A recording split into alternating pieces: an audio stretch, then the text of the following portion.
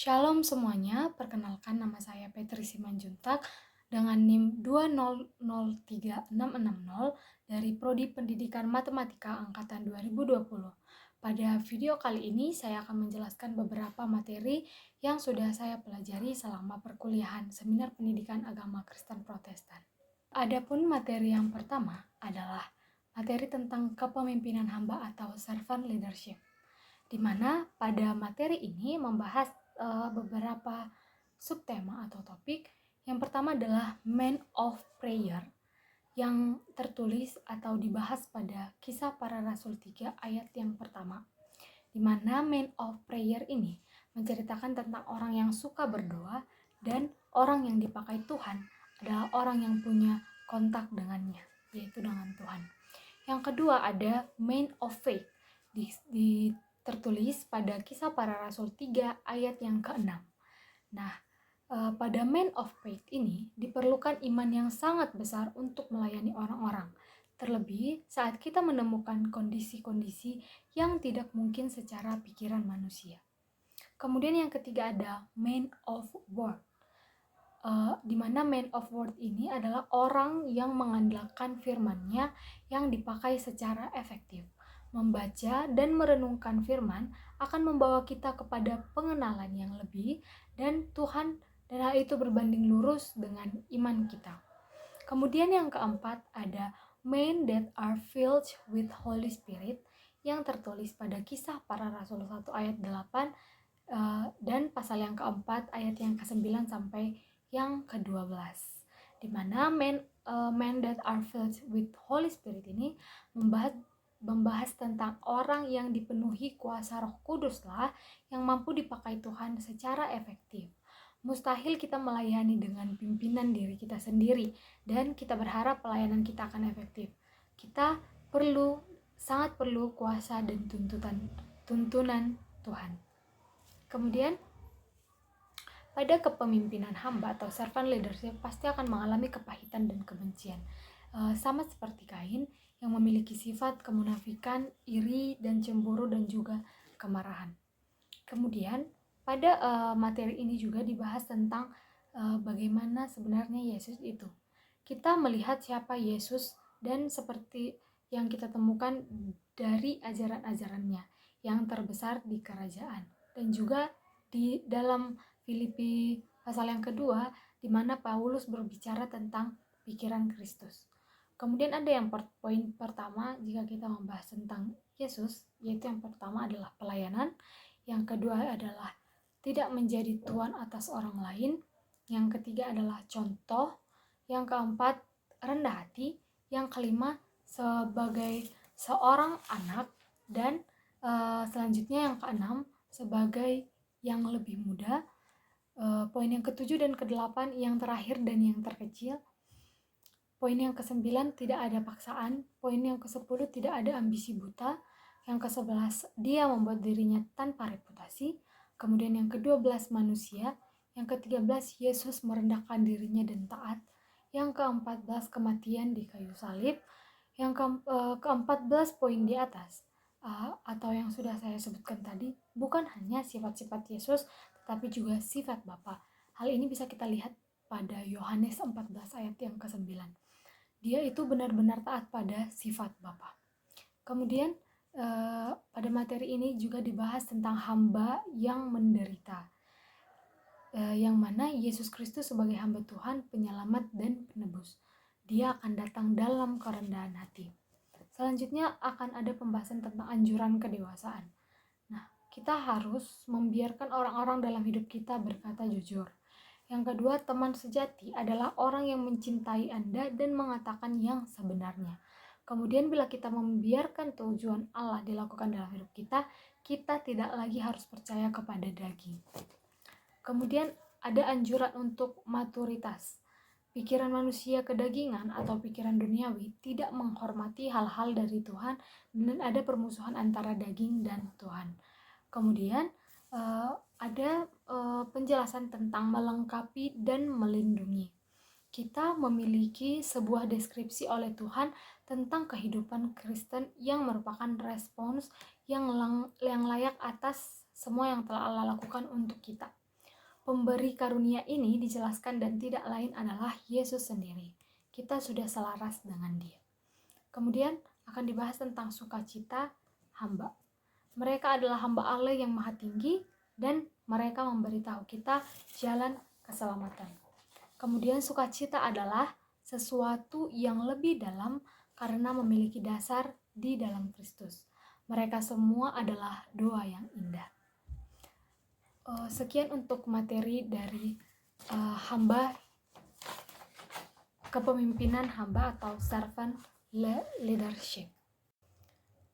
Materi selanjutnya adalah the right to lead atau learning leadership through character and courage. Pertanyaan yang pertama, apa yang membuat seseorang berhak untuk memimpin? Nah, bagian yang pertama adalah aksi. Seseorang hanya seperti janjinya, itu hanya dalam perbuatan yang berbeda, kata Molière. Nah, jenis pemimpin yang ingin orang ikuti adalah ada beberapa langkah-langkah. Yang pertama, buang ego kita, kemudian jadilah pengikut yang baik dahulu, kemudian bangunlah hubungan yang baik. Selanjutnya, bekerja dengan unggul, kemudian bergantung pada kedisiplinan bukan emosi. Selanjutnya, membuat nilai-nilai tambahan dalam tujuan dan berikan semua kekuatanmu. Lakukan hal yang baik, maka kita akan mendapatkan hal yang baik juga. Nah, bagaimana pengaruh pemimpin itu? Kepemimpinan itu penting, tidak peduli siapa Anda dan oleh siapa Anda dipimpin. Kemudian, pemimpin yang luar biasa itu harus memiliki beberapa sifat. Yang pertama, futuris, kemudian lobbying, katalisator, spesialis, optimis, ekonomis, aktivis, strategis, entusias, pragmatis, industrialis, dan finalis. Kemudian bagian kedua harus memiliki visi. Nah, bagaimana cara untuk menemukan visi itu? Yang pertama, lihat ke dalam dirimu. Yang kedua, lihat di belakangmu. Yang ketiga, lihat di sekitarmu. Yang keempat, lihat di depanmu. Yang kelima, lihat di atasmu. Dan yang keenam, lihat di sebelahmu. Kemudian bagian yang ketiga itu ada pengorbanan. Give up to go up. Dapat dilihat pada kisah beberapa tokoh Alkitab berikut. Yang pertama ada Nuh, Abraham, Yusuf, Nehemia, dan Paulus. Kita bisa melihat bagaimana perihal pengorbanan ini dari beberapa tokoh Alkitab tersebut. Kemudian pemimpin yang mengambil resiko. Nah, bagaimana hal tentang mengambil resiko ini? Yang pertama, mengumpulkan informasi dengan bijak, kemudian memahami resiko dari kekuatan, melakukan persiapan menyeluruh, berani untuk gagal, memiliki fleksibilitas, mampu mengamati waktu, membayangkan apa yang bisa didapatkan, memahami apa yang dipertaruhkan, tetap pada tujuan, memiliki motivasi yang benar, memberikan kemenangan kepada yang dipimpin, berjalan lurus dengan percaya diri. Kemudian ada bagian yang keempat, yaitu determinasi. Bagaimana cara memimpin, cara menjadi pemimpin yang berpengaruh? Itu harus memiliki integritas, memelihara hubungan dengan orang lain, mempercayai orang lain, mendengarkan orang lain, memperluas hubungan dengan orang lain, dan mampu mengarahkan. Nah, selanjutnya bagaimana saran untuk membantu kita menjadi pendengar yang baik adalah perhatian penuh pada diri sendiri untuk fokus berinteraksi. Kemudian periksa motif berbicara untuk dapat merespon lawan bicara. Kemudian temukan makna dan pengertian dalam apa yang sedang dibicarakan. Selanjutnya, masukkan perkataan lawan bicara. Periksa emosi, mendengarkan secara keseluruhan, meringkas apa yang dikatakan lawan bicara, melayangkan pertanyaan, dan menjadikan pendengar sebagai prioritas dalam diri. Selanjutnya, orang yang memengaruhi harus memahami orang lain. Mengapa orang gagal memahami orang lain? Karena ketakutan, keegoisan, kegagalan untuk menghargai perbedaan, dan kegagalan untuk mengakui keseragaman. Selanjutnya, seseorang yang mempengaruhi memperbesar orang lain. Nah, kita harus memiliki pengertian dari mentoring, memperbesar orang lain dari investasi, jadikan dirimu pembesar, dan berhati-hatilah memilih orang untuk diperbesar. Selanjutnya, petunjuk yang dapat membantu kamu untuk memaksimalkan proses membesarkan. Yang pertama adalah lihat potensi mereka. Selanjutnya, membuat visi untuk masa depan mereka, menggali keinginan mereka, mengatasi karakter yang kurang. Fokus pada kekuatan mereka, perbesar mereka dengan perlahan-lahan, letakkan sumber daya dalam tangan mereka, membukakan mereka pada pengalaman diperbesar, dan ajar mereka untuk memperbesar diri sendiri. Sekian materi tentang The Right to Lead atau Learning Leadership Through Character and Courage. Penjelasan selanjutnya adalah How to Influence People. Seorang pembawa pengaruh harus memiliki integritas dengan orang lain. Jika kita mau melihat karakter seseorang, kita harus lihat cara hidupnya. Kemudian integritas itu dilakukan dari hal-hal yang merupakan karakter yang terus dibangun setiap harinya. Selanjutnya, keuntungan dari integritas adalah kepercayaan. Jika mau menjadi seseorang yang membawa pengaruh, kembangkan hal-hal berikut. Yang pertama, miliki karakter yang konsisten. Kedua, transparan. Ketiga, tepati janji. Dan yang keempat, beri contoh kerendahan hati. Berikut adalah langkah-langkah sederhana untuk menjadi seorang yang berintegritas. Komitmen pada diri sendiri untuk tulus, dapat dipercaya, dan menjaga rahasia orang lain.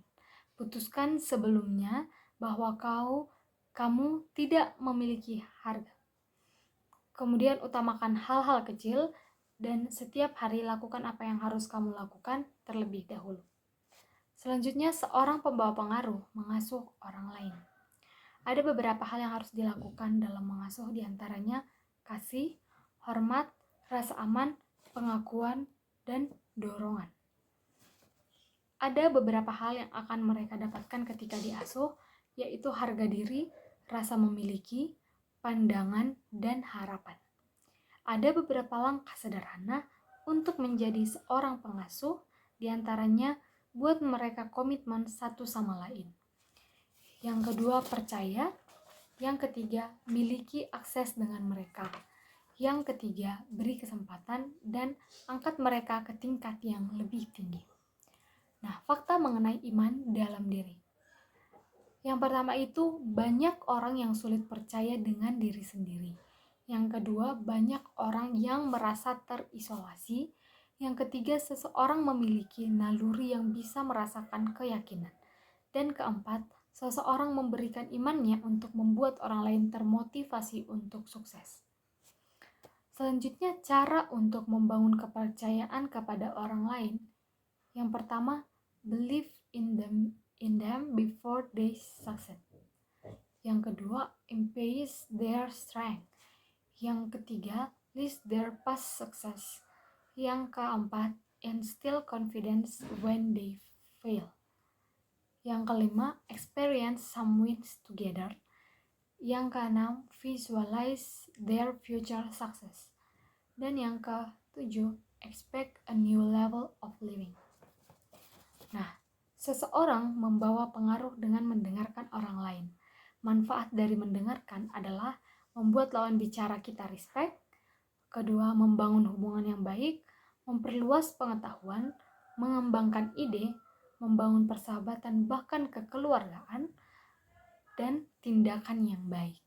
Nah, hambatan dalam hal mendengarkan ini, yang pertama, terlalu banyak bicara, kehilangan fokus, kondisi mental yang tidak stabil, stereotip, membawa masalah pribadi, dan mementingkan diri sendiri.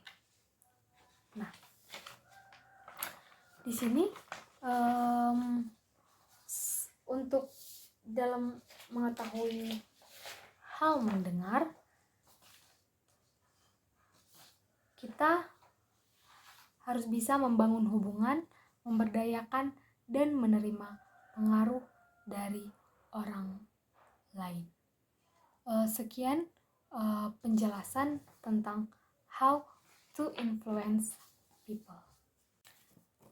Selanjutnya adalah materi tentang Facing the Giant. Untuk mengetahui materi ini, kita harus menonton sebuah film yang berjudul Facing the Giant. Nah, adapun resume atau ringkasan daripada film ini berkisah tentang bagaimana seorang pelatih tim football bernama Grant Taylor mengatasi berbagai masalah dan tekanan hidup yang bertubi-tubi menimpanya. Sebagai seorang pelatih, Grant Taylor dapat dikatakan gagal membawa tim yang sudah dilatihnya selama 6 tahun untuk berprestasi. Dalam situasi terburuknya, Grant dihadapkan pada hengkangnya salah satu pemain andalan di dalam tim ke tim sekolah lawan. Hilangnya kepercayaan pengurus sekolah kepada dirinya dan juga rendahnya moral bertanding dari tim yang dipimpinnya. Dari sisi kehidupan pribadi, Grant yang tinggal bersama sang istri juga menghadapi berbagai masalah. Di antaranya kurang tercukupinya kebutuhan hidupnya dan yang paling penting adalah ambisi besar sang istri untuk segera hamil dan memiliki anak. Di tengah-tengah keputusasaannya dalam mengatasi berbagai permasalahan hidup, Grant Taylor pada akhirnya bertemu dengan seorang lelaki tua yang secara rutin datang ke ruang loker sekolah dan berdoa di sana. Pertemuan Grant dengan lelaki tersebut mengingatkan kembali Grant pentingnya makna kehidupan dan keyakinan kepada kekuatan Tuhan. Grant kemudian menenangkan kembali dirinya dengan kembali pada ajaran agama yang diyakininya. Keesokan harinya, Grant Taylor memperoleh ilham mengenai cara meningkatkan prestasi tim football yang dipimpinnya. Setelah melakukan perenungan, Grant Taylor menetapkan visi dan misi tim football yang dilatihnya adalah untuk mengagungkan Tuhan. Berbekal visi dan misi yang baru, ia perlahan tetapi pasti berhasil mengingatkan kembali motivasi seluruh anggota tim. Salah satu adegan yang menandainya adalah saat ia meminta Brock yang merupakan anggota tim paling berpengaruh untuk melakukan death crawl, yaitu berjalan merangkak dengan menggendong seorang teman di punggung. Brock pada awalnya diminta untuk melakukan death crawl dengan mata tertutup. Akan tetapi, Grant dengan sengaja meminta Brock untuk terus melakukannya sampai jauh di atas target yang ditetapkan. Akhirnya, Brock berhasil membuktikan bahwa ia mampu melakukan death crawl dari sepanjang lapangan. Pada adegan ini, terlihat bahwa Grant berhasil menunjukkan kepada timnya bahwa mereka mampu melakukan hal-hal yang jauh di atas kemampuan mereka saat itu.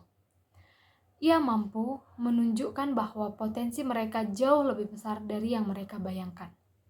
Singkat cerita, berkat visi dan misi serta semangat baru, tim football yang dipimpin Grant berhasil bangkit di kompetisi dan meraih kemenangan beruntun. Timnya bahkan di luar dugaan mampu menembus babak playoff pada pertandingan melawan tim Giant. Tim pimpinan Grant ternyata menghadapi lawan yang sangat sulit. Tim Giant merupakan juara bertahan 3 tahun berturut-turut dengan jumlah anggota tim yang 3 kali lipat lebih banyak dan kuat. Akhirnya, untuk pertama kalinya dalam satu dekade, tim football SMA Shiloh berhasil memenangkan kejuaraan. Film ini berakhir bahagia, di mana selain berhasil membawa timnya juara, Giant juga mendapatkan berkah dari Tuhan, yaitu kehamilan istrinya. Selain itu, ia juga memperoleh kenaikan gaji dan perlahan tapi pasti keluarga mereka dapat memperoleh kesejahteraan yang lebih baik. Kemudian apa hal yang bisa kita lihat dari film ini? Yaitu melalui film ini kita bisa mengambil pelajaran bahwa dalam hidup terkadang kita butuh untuk berhenti sejenak dan kembali memikirkan dan merenungkan tujuan sebenarnya yang ingin kita capai. Berhenti sejenak bukan berarti menyerah. Berhenti sejenak berarti merenungi. Pelajaran berharga apa yang dapat diambil dari kegagalan yang terjadi untuk kembali menemukan tujuan sejati hidup ini. Kita juga harus percaya bahwa Tuhan akan selalu memberikan jalan untuk setiap persoalan hidup kita. Sekian materi tentang facing the giant. Baiklah, materi selanjutnya adalah tentang visi hidup. Hal yang penting dalam membuat visi, kita harus memperhatikan passion kita.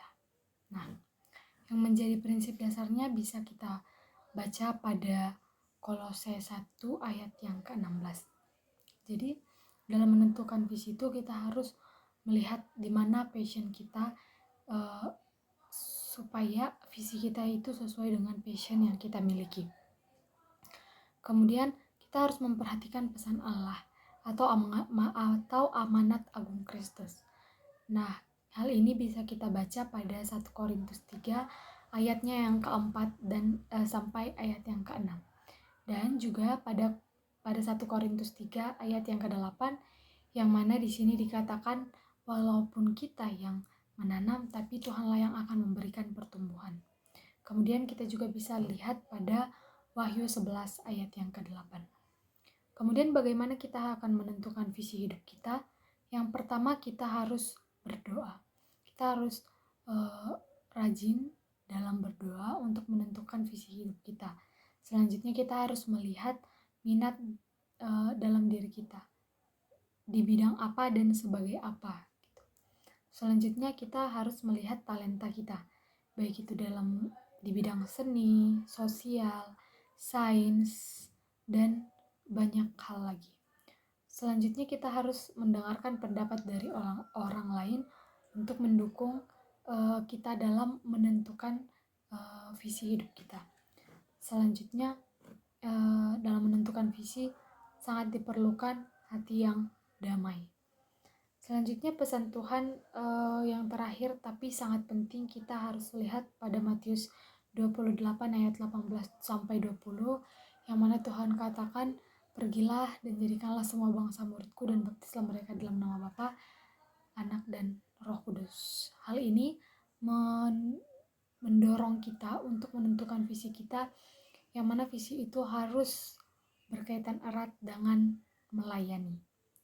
Selanjutnya kita harus mengetahui tujuan hidup manusia itu apa. Yang pertama, kita dirancang untuk menyenangkan Allah.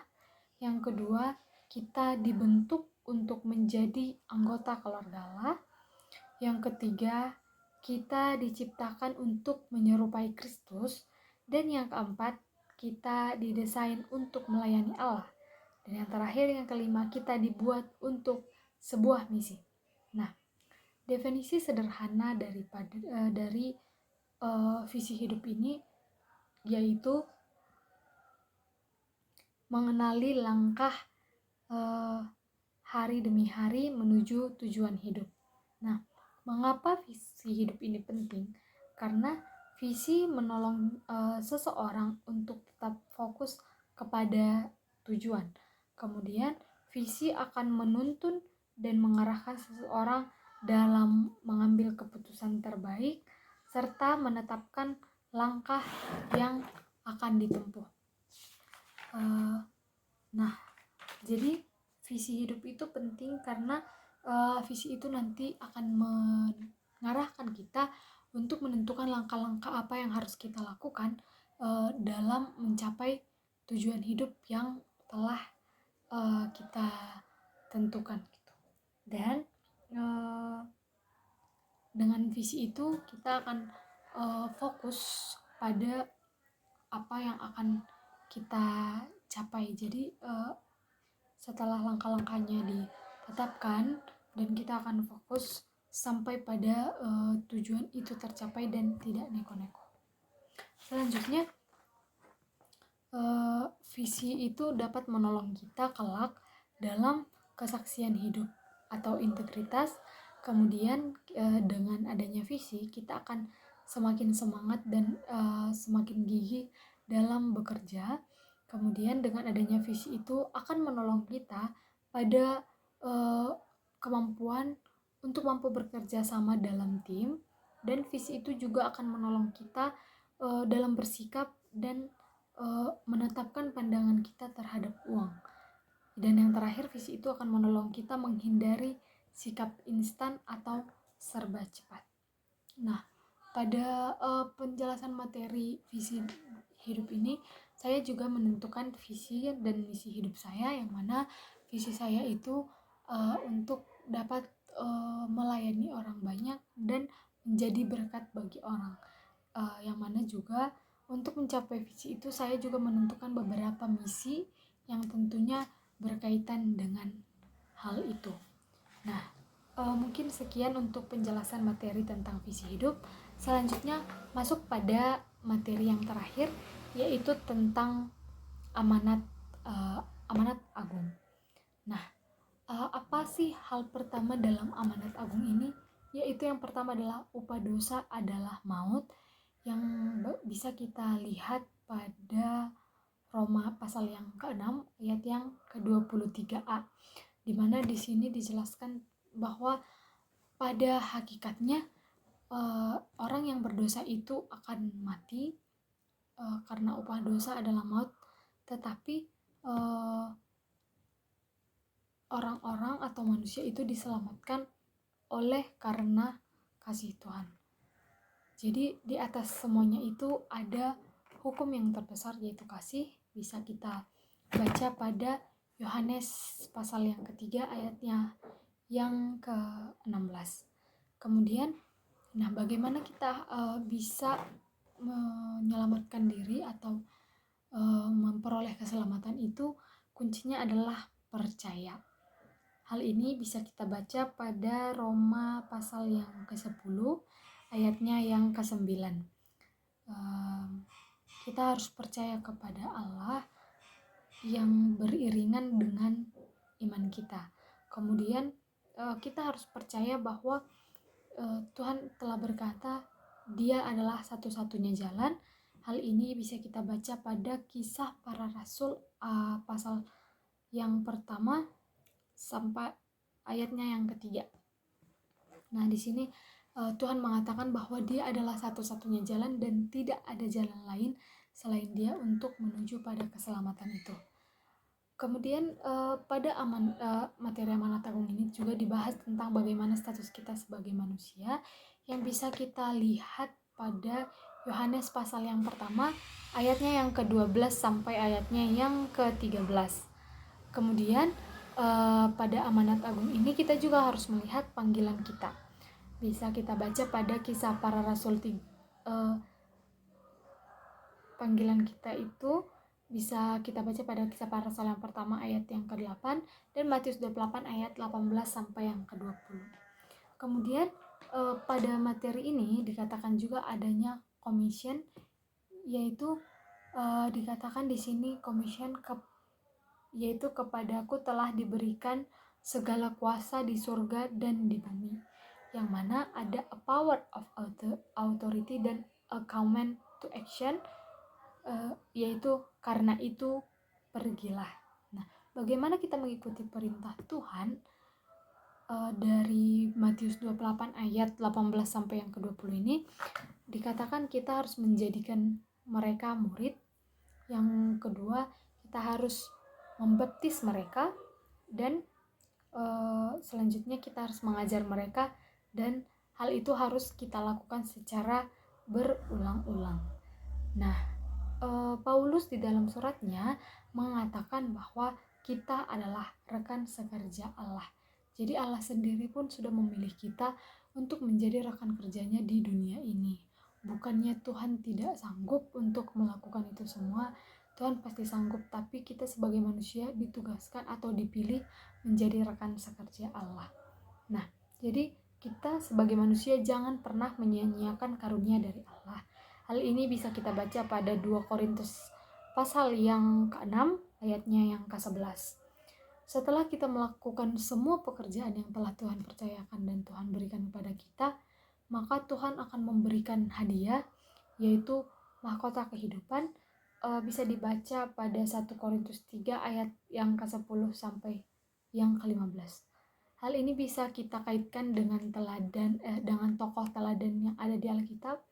Yang pertama adalah Paulus, yang mana dia melaksanakan tugas-tugas yang telah diberikan Tuhan. Bisa kita baca di Filipi 3 ayat yang ke-10. Kemudian ada David Livingstone, yang merupakan seorang penginjil besar dari Afrika yang melaksanakan tugas penginjilannya dengan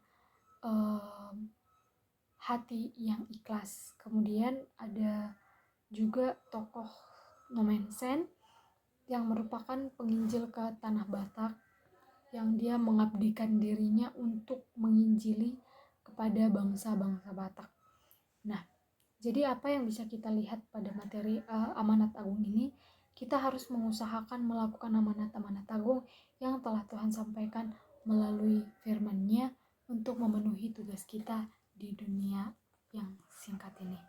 Maka sekian penjelasan tentang beberapa materi yang saya pelajari selama seminar pada perkuliahan seminar pendidikan agama Kristen Protestan.